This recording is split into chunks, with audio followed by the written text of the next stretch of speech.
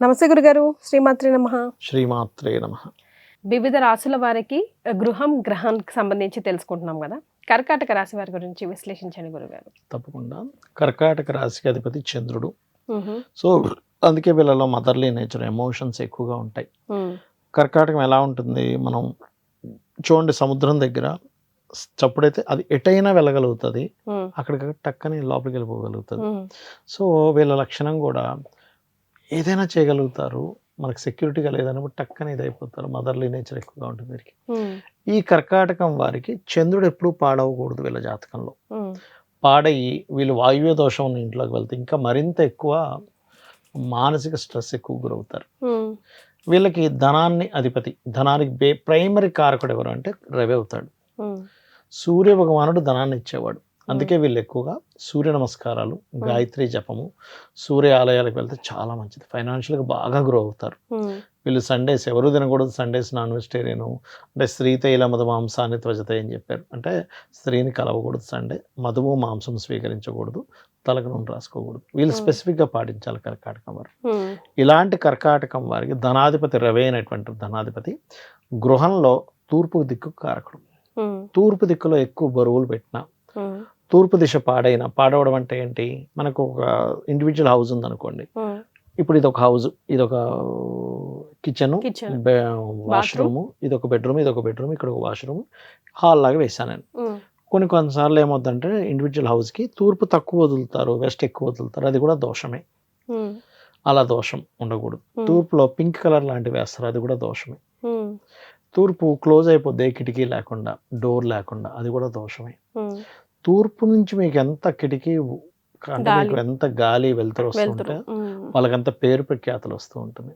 తూర్పుకి అధిపతి రవి అవుతాడు. తూర్పుకి రవి ఎలా అయితే అవుతాడు, రవి పేరుని ప్రఖ్యాతనిచ్చే కారకుడు. సో ఇక్కడ ఏంటంటే నేమ్ ఎంత వస్తూ ఉంటే ఫైనాన్షియల్గా అంత డబ్బు వస్తూ ఉంటుంది వీరికి. నేమ్ వల్ల డబ్బు వస్తుంది. ఒక్కోసారి డబ్బు వల్ల నేమ్ రావడం తర్వాత పెట్టండి.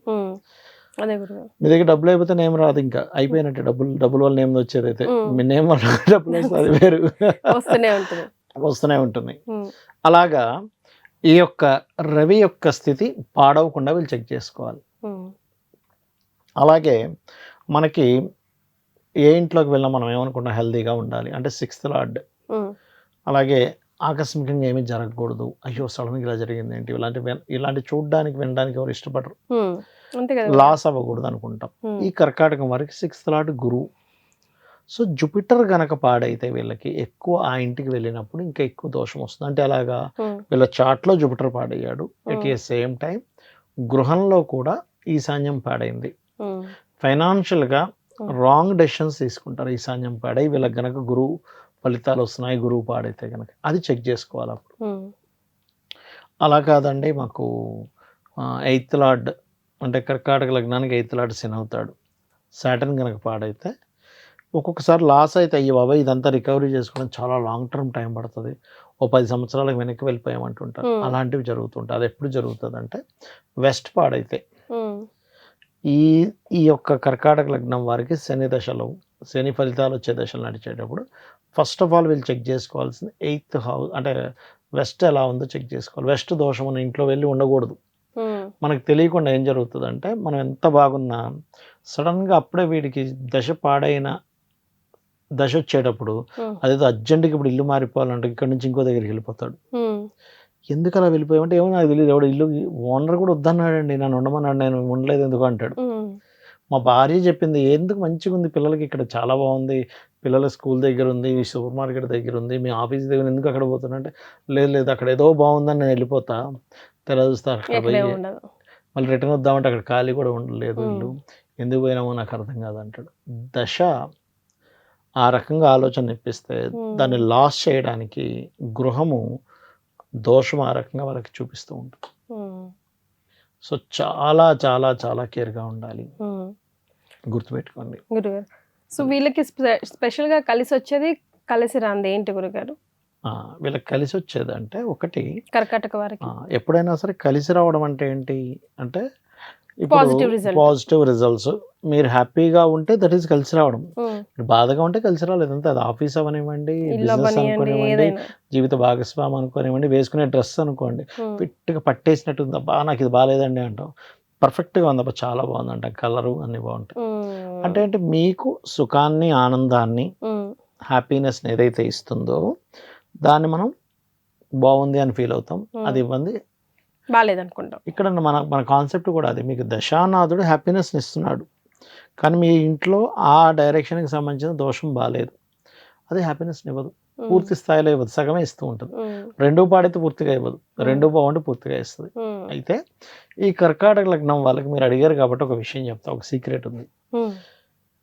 కర్కాటక లగ్నంలో జన్మించాము, వాళ్ళకి ఎర్లీగా ఎడ్యుకేషన్ కంప్లీట్ అయిపోయి జాబ్ వచ్చేసింది, ఎర్లీగా ఇల్లు కట్టేసుకున్నాడు, వాళ్ళ లైఫ్ ఖచ్చితంగా బాగుందని అర్థం.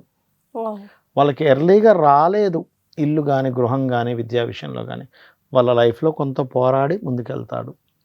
అసలే లేదు, అసలు ఇల్లే లేదు, చాలా ఇబ్బందులు పడబోతున్నాడు అని అర్థం అనమాట కర్కాటకం వారికి. అలాంటి వీళ్ళు ఇంట్లో ఏ ఇంట్లో అయితే ఉంటారో, కర్కాటకానికి అధిపతి చంద్రుడు కదా, వాయువ్య దిశ బాగున్న ఇల్లు కనుక చూసుకుంటే, అంటే వాయువ్యంలో మెట్లు వెళ్ళి గోడకు తగలకుండా, వాయువ్యంలో వాష్రూమ్స్ లేకుండా, వాయువ్యం ఎక్కడ కూడా వీధిపోట్లు లేకుండా, ఉత్తర వాయు వీధిపోటున్న దోషమే లేకుండా చూసుకుంటే, మళ్ళీ పడమర వాయువ్యం మంచిది చూసుకుంటే, వీళ్ళకి కొంచెం ఇల్లు కాపాడుతుంటది వీడిని, ఈ జాతకుడిని ఇల్లు కాపాడుతుంటది. దీంతో పాటు కొంచెం శుక్రుడు కూడా బాగున్న ఇల్లు తీసుకుంటే వీళ్ళకి పూర్వజన్మ కర్మకారక ప్లానెట్ వీనస్ అవుతాడు కాబట్టి, వీనస్ అండ్ మూన్ ఎప్పుడైతే బాగుందో వీళ్ళ పూర్వజన్మ వీడిని కాపాడుతూ ఉంటుంది ఆ ఇల్లు. ఆ ఇంటికి వెళ్ళి అంతకుముందంతా అప్పులు, ఎప్పుడు చూసినా నెలకి డబ్బులు లేని వ్యక్తి ఇప్పుడు సఫిషియెంట్గా ఉన్నా అంటాడు. ఇల్లు 3 రకాలుగా పనిచేస్తుంది. ఒకటి, ఆ ఇంటికి వెళ్ళినప్పటి నుంచి కంప్లీట్గా డౌన్ఫాల్ అయిపోతారు కొంతమంది, ఆ ఇంటికి వెళ్ళి కొంత బెటర్ అయ్యానండి అంటాడు. కొంతమంది అద్భుతమైన స్టేజ్కి వెళ్ళిపోతారు. అంటే ఆ ఇంటికి వెళ్ళినప్పటి నుంచి ల్యాండ్లు కొనుక్కున్నామండి, బంగారం కొనుక్కున్నామండి, అప్పులు తీరిపోయాయి, మంచి బిజినెస్ బాగా నడుస్తుంది అంటాడు. కొంతమంది కొంత బెటర్ అవుద్ది, బికాజ్ ఆఫ్ ఇల్లు స్థిరంగా ఉండేటువంటి నవగ్రహాలతో ప్రభావితం అవుతూ ఉంటుంది. సో అందుకని వీళ్ళు ఈ విషయంలో ఖచ్చితంగా ఏ డైరెక్షన్ తీసుకుంటున్నాము, ఆ డైరెక్షన్లో పదం బాగుందా లేదా, ఇంట్లో ఏమైనా దోషాలు ఉంటే వాటిని ఏమీ తీయకుండా చాలా సింపుల్గా ఎలా రెమెడీ చేసుకోవాలనేది తెలుసుకోగలగాలి. సో సింపుల్గా సార్ గురుగారు, ఎవరికైనా ఇల్లు విషయంలో ఈ ఒక్కటి చూసుకోండి అట్లీస్ట్, తర్వాత మెల్లిగా ఇంకా మీరు వెళ్ళిన తర్వాత కరెక్ట్ చేసుకోవచ్చు. పదము అంటారు, ఇంటి పదం, సింహద్వార పదం ఎలా ఉందో చూసుకోవాలి. రెండవది అంటే మెయిన్ డోర్ ఏ పొజిషన్ లో ఉందో చూసుకోవాలి. ఆ మెయిన్ డోర్, ఆ పొజిషన్ లో ఉన్న మెయిన్ డోర్ వీళ్ళకి కలిసి వస్తుందా లేదా. సింపుల్ ఎగ్జాంపుల్ అమ్మా, చిన్న చెప్పులే కొనుక్కుంటాం, మీకు సరిపోయిందా లేదా, మీకు కరుస్తుందా బాగుందా లేదా చూస్తాం కదా, డిజైన్ అవన్నీ పక్క పెడితే ఎంత డిజైన్ బాగున్నా కాలుకి కరుస్తుంటే పక్కన తీసి పడేస్తాం. ఎంత బాగున్నా చెప్పు, ఖర్చు పెట్టుకున్నా ₹1,00,000 చెప్పులు వేసుకున్నా కరుస్తుందంటే పక్కన పడేస్తాం. ఎందుకు ఆ ₹1,00,000 అయితే ఏం చేసుకునే నాకు సుఖం లేదనుకుంటా. Very true. మొన్న అతను నార్త్ ఇండియాలో గురుగారు అల్లుడికి వెండి చెప్పులు కొనిచ్చాడు, విన్నారా? అది ఇంత విడ్డూరం అసలు. ఈ పైసలు ఉన్నాయి ఏ గురు, మరి వెండి చెప్పులా, ఇంకేమైనా అవమానించకూడదు. మరి బంగారం వెండి అంటే లక్ష్మీదేవితో పోలుస్తూ ఉంటాం కదా మనం, అలాగనమాట. సో మెయిన్ గురుగారు సింహద్వారం టాపిక్ వచ్చింది కాబట్టి ఇక్కడే 2-3 ప్రశ్నలు అడిగేస్తాను. ఈ మధ్య చాలా కాంట్రవర్సీ క్వశ్చన్స్ ఇవి కూడా, 2 ఉండాలి, 1 ఉండాలి, బయటకు ఓపెన్ అవ్వాలి, లోపలికి ఓపెన్ అవ్వాలి, ఇలాంటివి, గడపలు బయట డోర్ ఉండాలి, గడప లోపల ఓపెన్ అవ్వకూడదు, అట్లా ఏమైనా స్పెసిఫికేషన్స్ ఉన్నాయా గురుగారు? మీరు అడిగిన విషయానికి చెప్తాను. 2 ఉండాలని ఎక్కడ రాయలేదు. ద్వారం అంటే 2 తలుపులు ఉంటే ద్వారం కాదు దాని అర్థం. ద్వా ఇతీరత ద్వార అంటే, ద్వారం అంటే దాని అర్థం ఏమిటంటే గాలిని వెలుతురిని ఆపేది. గాలి రాకూడదు, వెలుతురు రాకూడదు మీకు ద్వారం వేస్తే. అద్దంతో వేస్తుంటారు, అది ద్వారం కింద లెక్కలోకి రాదు, ఎందుకంటే వెలుతురు వచ్చేస్తుంది గాలి రాకపోయినా. ద్వా ఇతీరత ద్వార కాబట్టి రెండింటిని ఆపేది ద్వారం. అంతేగా 2 తలుపులు ఉంటే ద్వారం, 1 తలుపు ఉంటే ద్వారం కాదని దాని అర్థం కాదు. Point number 1. రెండవది, లోపల వైపే ఓపెన్ అవ్వాలి, బయట వైపు ఓపెన్ అవ్వకూడదు.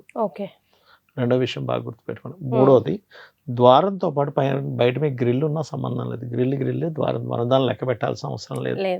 అయితే ఈ ద్వారం మీకు కలిసి వచ్చే వర్గులో ఉందా లేదా, ద్వారం డిగ్రీస్ పరంగా మంచి పదంలో పడిందా లేదా అనే దాన్ని చెక్ చేసుకోవాలి. చాలా సంతోషం గురుగారు. శ్రీమాత్రే నమః. And for more videos, please subscribe to iDream. Please subscribe to iDream. Please subscribe iDream. And please subscribe to iDream. For more videos, subscribe to iDream. Please like, share, and subscribe to the channel. Congratulations, iDream. Subscribe to iDream. Subscribe to iDream. So subscribe to iDream Media. iDream की iDream team अंदर की huge congratulations. Please subscribe iDream Media. Please subscribe to iDream. Subscribe iDream. Please subscribe to iDream. iDream అంటే నా కళల ఛానల్ను subscribe చేసుకున్న నోరు తిరుగుతలేదు మీరైతే గంట గుర్తు కొట్టండి. For more such videos, please subscribe to iDream. Subscribe to iDream. Please subscribe to iDream. Please subscribe iDream Media. Please do subscribe to iDream. Please subscribe to iDream Media. For best entertainment and information, please subscribe iDream. And don't forget to subscribe to